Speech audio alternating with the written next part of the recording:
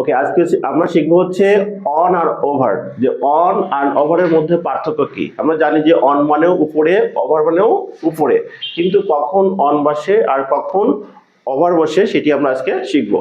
খেয়াল করো যে অন হচ্ছে, দেখো মনে করো যে এই যে আমি আমার ডাস্টারটা কি লিখেছি, মাই ডাস্টার ড্যাশ দ্য বেঞ্চ, কি হবে অন দ্য বেঞ্চ। কেন, এটার সাথে কি অ্যাডজাস্ট আছে না, এই যে ডাস্টার রাখছি এটা কিসের উপর আছে, বেঞ্চের উপর কি আছে, অ্যাডজাস্ট আছে, তখন কি হবে অন।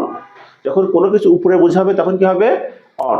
আবার দেখো লিখছি the fan is dash our head. দেখো এই ফ্যানটা কিসে আছে, আমাদের মাথার উপরে, তো এখানে এটা গ্যাপ আছে না, গ্যাপ আছে না। দেখো তো এই যে ফ্যান থেকে আমাদের যে ফ্লোরটা বা আমাদের এই ফ্লোরটা, এখানে একটা গ্যাপ আছে না, তখন কি হবে ওভার। আর যখন অন বোঝাবে উপরে, কিন্তু অ্যাডজাস্টেড, দেখো এই টেবিলটার উপরে বা বেঞ্চটার উপরে ডাস্টার আছে, পেন আছে, কলম আছে, কিন্তু অ্যাডজাস্টেড আছে না, তখন কি হবে অন। তাহলে এইখানে কি হবে, the book is dash the table, কি হবে, তাহলে কি হবে অন।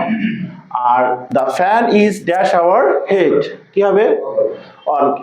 তাহলে কি হবে ওভার। কেন হলো, কারণ হ্যাঁ, কারণ এই যে ফ্যান থেকে আমাদের যে ফ্লোরটা রয়েছে আবার আমাদের মাথার উপরে রয়েছে, এখানে একটা গ্যাপ আছে না একটা, এটা হবে। আচ্ছা ফারিয়া বলো, my pen is dash the bench on the bench. Okay, এখন লিখে ফেলো, ধন্যবাদ।